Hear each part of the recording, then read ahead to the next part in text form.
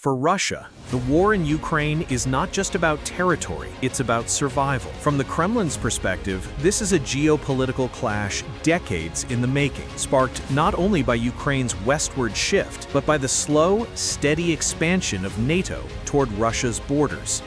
According to Russian Deputy Foreign Minister Sergei Ryabkov, the true cause of the war lies in what Moscow sees as the aggressive advance of the NATO alliance. To Russian leaders, NATO is not a defensive shield.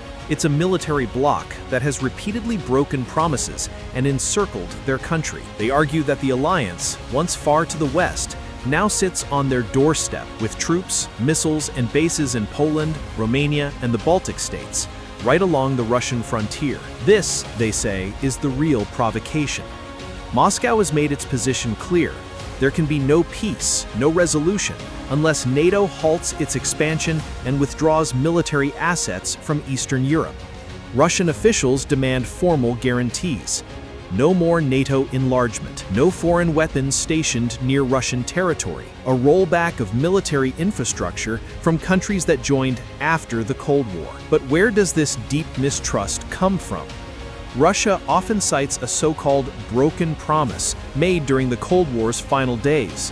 They claim that Western leaders verbally assured Mikhail Gorbachev that NATO would not move 1 inch eastward if Germany reunited. However, historical records tell a different story.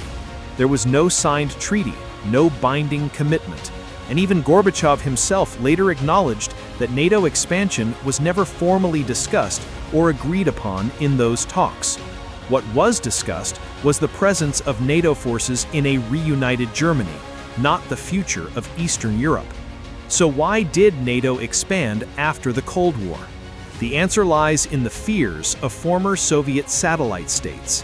After decades under Moscow's shadow, countries like Poland, the Czech Republic, and the Baltic nations sought protection through NATO. They joined not out of aggression, but out of a desire for security, stability, and alignment with the West. These were sovereign decisions, ratified through democratic processes. To them, NATO was, and still is, a shield against possible future Russian aggression. This clash of perspectives is at the heart of today's conflict. Russia sees NATO's presence as a direct existential threat. Eastern Europe sees NATO as the only credible guarantee of peace. Both sides believe they are defending themselves, and between them stands Ukraine. To complicate matters further, Russian officials have expressed hope that diplomatic change might come with a change in U.S. leadership. Deputy Minister Ryabkov has hinted that the return of Donald Trump could present a turning point, potentially softening NATO's stance and creating space for negotiation. Whether that's realistic or not remains to be seen. What is clear is that the war in Ukraine is not just about borders. It's a war shaped by decades of mistrust, broken perceptions, and conflicting visions of security in the post-Soviet world. Peace will not come easily, because the core issue isn't just military or political, it's psychological. One side sees defense, the other sees danger. Until that fundamental divide is bridged, the threat of escalation will always remain. Stay informed.